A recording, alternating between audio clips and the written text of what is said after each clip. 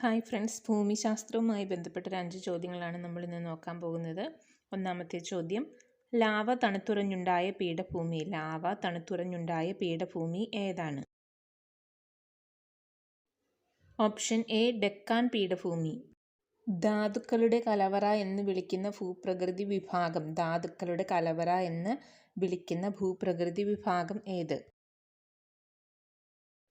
Option C ഉപദ്വീപീയ പീഠഭൂമി. ഇന്ത്യയിലെ ഏറ്റവും ഉയരമുള്ള കൊടുമുടിയായ മൗണ്ട് കേറ്റു സ്ഥിതി ചെയ്യുന്ന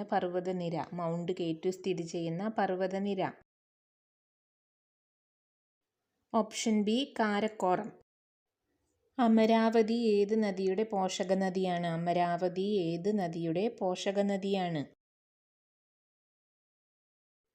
ഓപ്ഷൻ ബി കാവേരി. ഉൽക്കാവർഷ പ്രദേശം എന്നറിയപ്പെടുന്ന അന്തരീക്ഷ പാളി ഏതാണ്?